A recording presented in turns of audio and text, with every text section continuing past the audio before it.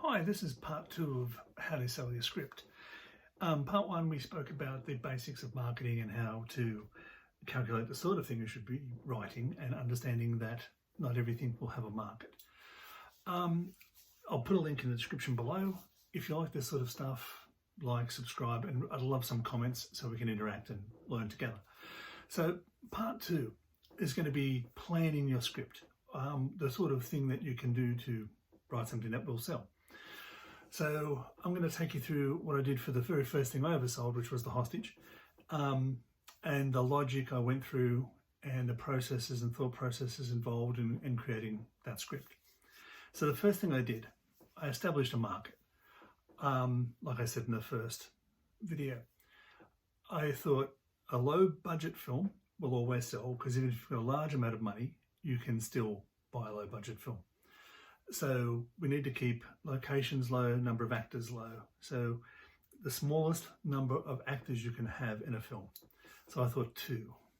Then I thought, well, if I have a third one, that gives that dynamic, the triangle, if you like. Edward de Bono talks about conflict resolution. There's a triangle model. The 2 people in conflict, to get any sort of resolution, you need a third force to come in and break that deadlock. So I thought a third force would be good. So where do we get 2 people, or maybe 3 people, in a room in confrontation? I thought a police interview room. And I thought, we're going to make it, rather than having a standard police interview, we'll have to reverse the scenario a bit to make it not so obvious. So what I set out to do was make every person flawed in their own way. Every person was going to be a bad guy. The 2 cops were going to be bad, but not bad as a unit, not together being bad. They'd both be bad in a different way.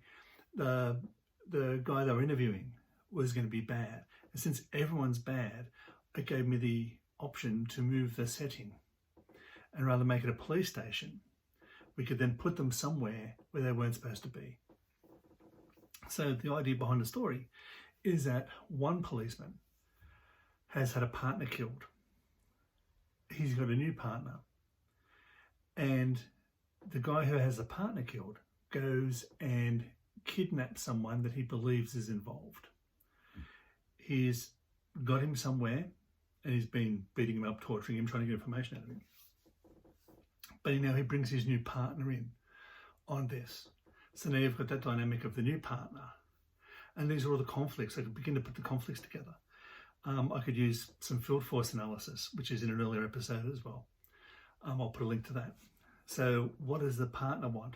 So I listed all the things the partner wants and all the forces that we're going to be stopping him.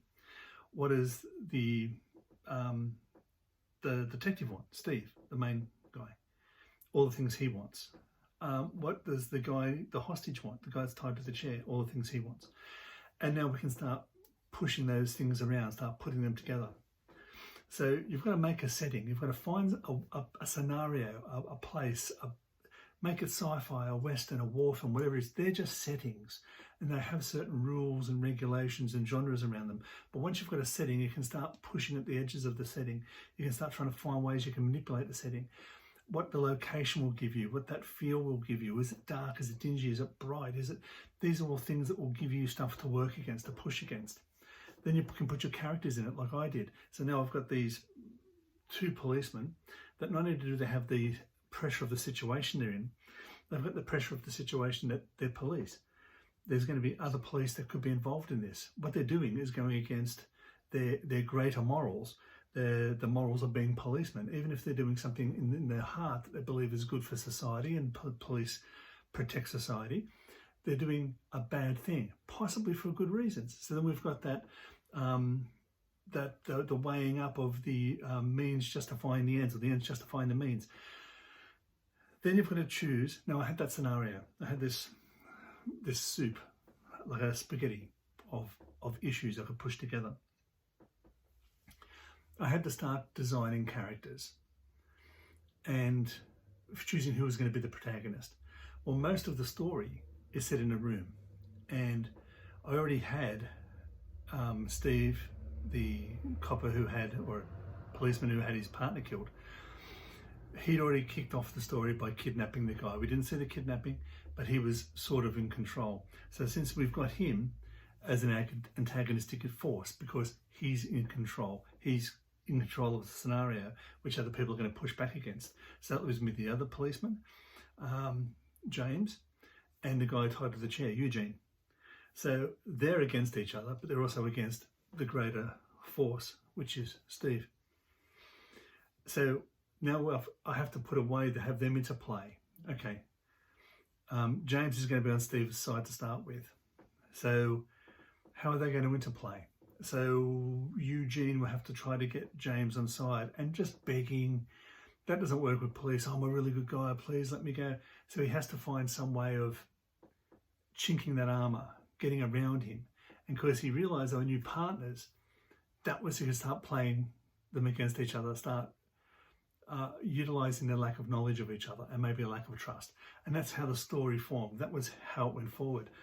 So during the writing, even though Steve started off as the protagonist, being the guy who was in charge, it quickly changed to where the protagonist was James, but Eugene was also. So it became a two-hander. These two guys in conflict, sort of working together, but not working together, because one of the motivations I gave James is to get the hell out of there. He's a policeman that's involved in a hostage situation, not of his making. He wanted to go. So once I had that, I had an ending. And this sounds very important. A lot of people say, oh, to start writing, I fly by the seat of my pants. Have you noticed that when you're driving home from holidays, the closer you get to your house, the faster the trip seems to go? That's because you're working in familiar territory. You start to drive on autopilot. If you know how your story is going to end, it's much easier to write towards it. This is for your first draft. You start to get there. But as you go towards your first draft and towards the end of your first draft, you'll begin to find things, interesting side roads you can take, other things you can explore. Don't be tied to your outline if you do an outline. Just get it down, get the shape of it. Get 3 guys in a room. Then once you start working, you say, well, how are they going to have conversations? Well, we have to get one of them out of the room. We have to have the room big enough for conversations to be in the corner. You begin to find mechanisms. That's my dog. You begin to find mechanisms you need to change, things that you need to evolve. So knowing the ending is important, knowing how you're going to put together, know the scenario where you start, get the number of people down, get the number of locations down. If you give yourself a box and you can confine yourself to that box, it is easier to grow out. It's much harder to start with a huge story and then try to pull yourself back in. Then, once you needed to know your people, I started to do things, empathy matrices, the 4 basic questions, but we'll cover off on those maybe in the next episode. So if you like what you're hearing, remember to like, subscribe, leave a comment, and keep writing. See ya.